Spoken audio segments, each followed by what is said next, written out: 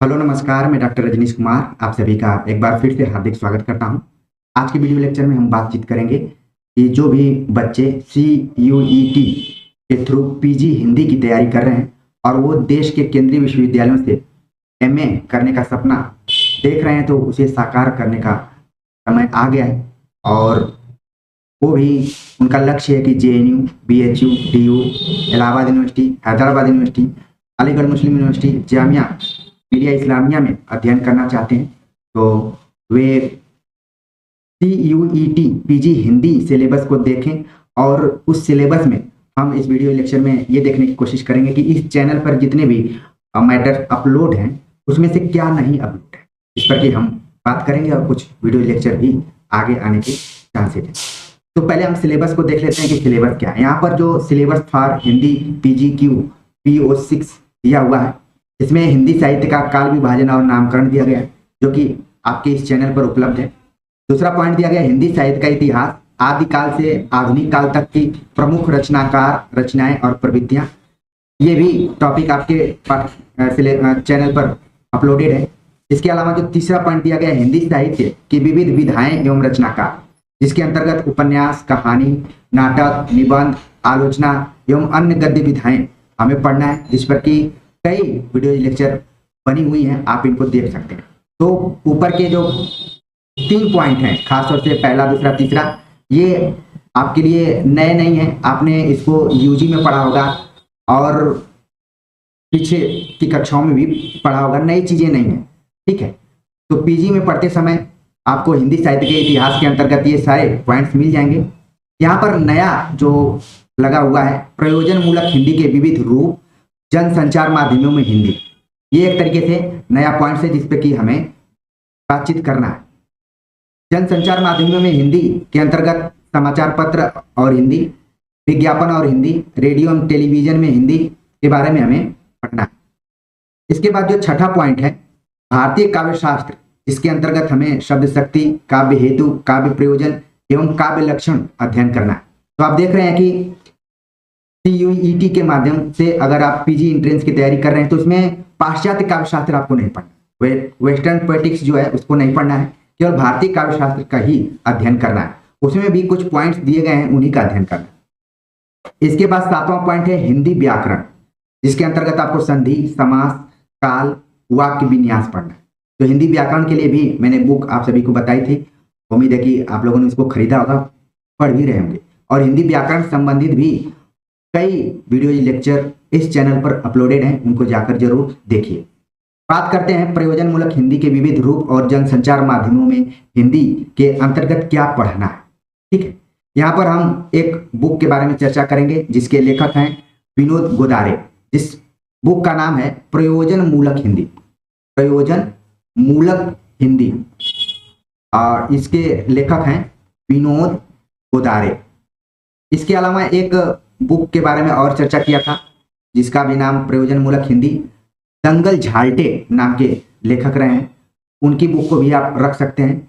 वरना इन दोनों में से कोई एक बुक आप अपने पास जरूर रखिए अगर प्रयोजन मूलक हिंदी के बारे में जानना चाहते हैं। तो मोटे तौर पर हम पाठ्यक्रम पर ही बातचीत करते हुए कुछ महत्वपूर्ण पॉइंट्स को देखेंगे जो कि परीक्षाओं के दृष्टिकोण से काफी इंपॉर्टेंट हो सकते हैं।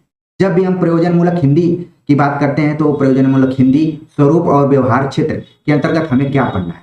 प्रयोजन मूलक हिंदी पढ़ना है, सामान्य हिंदी स्वरूप और व्यवहार क्षेत्र, राष्ट्रभाषा, राजभाषा, जो कि आप हिंदी भाषा के अध्ययन में पहले भी पढ़ चुके होंगे कि राष्ट्रभाषा क्या है, राजभाषा क्या है। आपके ग्रेजुएशन में किसी न किसी ईयर में ये सिलेबस में रहा होगा।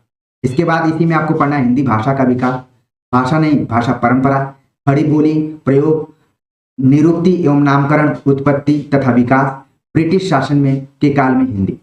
तो आमतौर पर ये पेपर आपके ग्रेजुएशन के समय में भी किसी न किसी रूप में जरूर रहा होगा। आप अपना एक बार जरूर ग्रेजुएशन का जो पाठ्यक्रम है उसको रिवाइज कीजिए जो आपने पढ़ाई की होगी। इस पे हम आगे बातचीत करते ही रहेंगे, ठीक है। दूसरा जो अध्याय है कि स्वाधीनता संग्राम में हिंदी की भूमिका क्या रही, जिसमें कि हमें राष्ट्रीय, सामाजिक तथा धार्मिक नेता एवं हिंदी आंदोलन संस्थाओं की भूमिका, धार्मिक एवं सामाजिक संस्थाएं, साहित्यिक संस्थाएं। तो इसके अंतर्गत मुख्य रूप से हमें पढ़ना है कि स्वाधीनता आंदोलन के समय जब हम आज़ादी की लड़ाई लड़ रहे थे तो उस समय हिंदी को लेकर नेताओं की क्या भूमिका थी, जो संस्थाएं थी उन्होंने हिंदी के विकास को लेकर क्या अपना महत्वपूर्ण योगदान दिया है, या फिर धार्मिक एवं सामाजिक संस्थाएं जो थी वो क्या थी। तो खासतौर से आपने तिलक का नाम सुना होगा, तिलक ने भी हिंदी के बारे में कहा। लाला लाजपत राय, महात्मा गांधी, मदन मोहन मालवीय, राजर्षि टंडन, राजेंद्र प्रसाद, ठीक है, सेठ गोविंद दास, काका कालेलकर, इन लोगों का बहुत ही महत्वपूर्ण रोल रहा है। इसके अलावा दयानंद सरस्वती, राजा शिव प्रसाद सितारे हिंद, भारतेंदु, शिवराज, राजा लक्ष्मण, इन लोगों का नाम आता है। इसके बाद कुछ धार्मिक एवं सामाजिक संस्थाओं के बारे में चर्चा करें तो उसमें ब्रह्म समाज, आर्य समाज, प्रार्थना समाज, थियोसॉफिकल सोसाइटी का भी नाम लिया जा सकता है, तो इसको ध्यान में रखना है। इसके अलावा कुछ संस्थाएं रही हैं जिसमें कि काशी नागरी प्रचारणी, हिंदी साहित्य सम्मेलन, दक्षिण भारत हिंदी प्रचार सभा महत्वपूर्ण रूप से इन्होंने भूमिका निभाई है। वर्धा में भी अंतर्राष्ट्रीय हिंदी विश्वविद्यालय है जिसकी की हिंदी के विकास में अहम भूमिका रही है। तो इन सारी चीजों को आपको ध्यान में रखना है।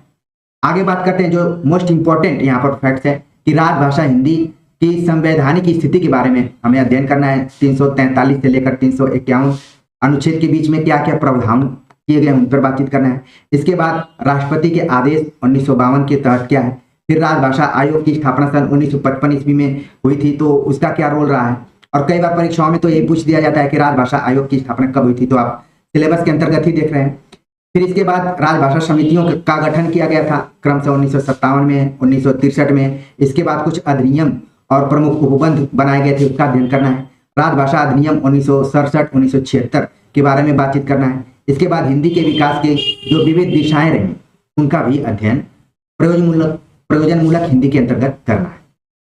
अगला जो चैप्टर यहाँ पर दिया गया है अनुवाद। जब भी हम प्रयोजनमूलक हिंदी की चर्चा करते हैं तो उसमें अनुवाद की भी अहम भूमिका रहती है, तो इसके बारे में हम कुछ वीडियो लेक्चर आप सभी के सामने प्रस्तुत करेंगे। और वर्तमान समय में कंप्यूटर से हमारा गहरा जुड़ाव लगातार होता जा रहा है। जितने भी पढ़ने वाले विद्यार्थी हैं सबके पास मोबाइल है, कंप्यूटर है, पीसी है, सब कुछ है। तो कंप्यूटर एवं राजभाषा हिंदी का क्या आपसी तालमेल है उसके बारे में भी हमें अध्ययन करना है। इसके बाद हम देखते हैं कि प्रयोजनमूलक हिंदी पढ़ते समय हमें पारिभाषिक शब्दावलियों का सामना करना पड़ता है। कुछ पारिभाषिक शब्दावलियां जिनका यूज हमें करना होता है, कई बार उनका अनुवाद पूछ लिया जाता है, तो इसको भी हम देखने का प्रयास करेंगे कि मेन रूप से पारिभाषिक शब्दावली कौन कौन से। इसके बाद हम देखते हैं कि प्रशासकीय पत्राचार के विविध जो रूप हैं उनको उसका अध्ययन करना है कि सामान्य कार्यालय पत्र, कार्यालय ज्ञापन, कार्यालय आदेश, परिपत्र, अर्ध सरकारी, अर्ध शासकीय पत्र, अनौपचारिक निर्देश, टिप्पणी, अनुस्मारक पत्र। इन जितने भी शब्दों का मैं नाम ले रहा हूं इनको देखने से ही आपको लग रहा है कि हमें ऐसी हिंदी के बारे में पढ़ना है जिसका कि हम किसी न किसी उद्देश्य को लेकर प्रयोग करते हैं। सामान्य तौर पर जब हम हिंदी में बातचीत करते हैं तो हम अपने भाव और विचार को अभिव्यक्त करने का प्रयास करते हैं, लेकिन जैसे ही हम किसी ऑफिस में जाते हैं, किसी कार्यालय में जाते हैं तो ऑटोमेटिक वहां की लैंग्वेज भाषा का प्रयोग हम करना शुरू कर देते हैं। ठीक है, तो उस हिंदी का जब हम ऑफिस में जाकर प्रयोग करते हैं तो एक तरीके से वो प्रयोजनमूलक हिंदी है, जिसको कि सामान्य अर्थों में कहा जाता है राजभाषा हिंदी। राजभाषा का अर्थ ही है कि सरकारी कामकाज में प्रयुक्त होने वाली भाषा।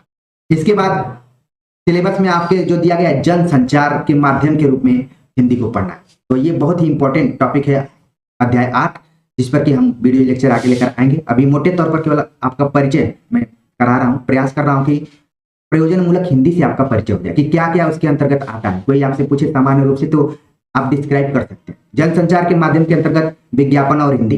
विज्ञापन में शब्द की भूमिका, विज्ञापन कला और साहित्य, शब्द और भावबोध, माध्यम परिवर्तन, शब्द और भावबोध, दृक श्रव्य माध्यम की सामान्य विशेषताएं और विज्ञापन, विज्ञापन की भाषा के रूप में हिंदी, समस्या और समाधान। आमतौर पर आप देखते हैं कि हमारा जो जीवनचर्या वो सारे लोग टीवी इत्यादि देखते हैं, उस पर विज्ञापन आता है तो उस विज्ञापन को गौर से देखने की जरूरत है। जैसे पहले कोको कोला या पेप्सी का प्रचार आता था तो उसमें लिखता था ये दिल मांगे मोर, तो बोला जा रहा है हिंदी में लेकिन लिखा जा रहा है उसको देवनागरी लिपि में लिखा जा रहा है, लेकिन अंग्रेजी रोमन। ठीक है, इसके बाद आपने यही कोल्ड ड्रिंक का एक प्रचार देखा होगा कि डर के आगे जीत है। ठीक है, तो ये विज्ञापन का मतलब होता है कि बाजार में, मार्केट में किस तरीके से अपने सामान को विक्रय करना है, बेचना है, उसको ग्राहकों को कैसे आकर्षित करना है। तो इस पर हम बातचीत करेंगे और इसका यूज हम जनसंचार के माध्यम से करते हैं।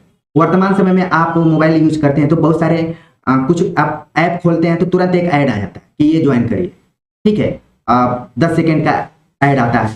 तो आप यूट्यूब भी खोलेंगे, कोई लेक्चर देखना चाहेंगे तो तुरंत एक ऐड आता है। तो ये क्या है, जनसंचार के माध्यमों में बढ़ता हुआ इन सबका प्रभाव, तो उसका हमें अध्ययन करना है, जिसमें कि आकाशवाणी, रेडियो, टेलीविजन, फिल्म, समाचार पत्रों को माध्यम के रूप में अपनाया जाता है, वही है जनसंचार। तो इस पर हम विस्तार से बातचीत करेंगे। जो बच्चे सीयूईटी की तैयारी कर रहे हैं वो चीज़ों को समझ गए होंगे और उनकी परीक्षा के दृष्टिकोण से हम कुछ वीडियो लेक्चर लाएंगे जो कि उनके लिए लाभप्रद होगा।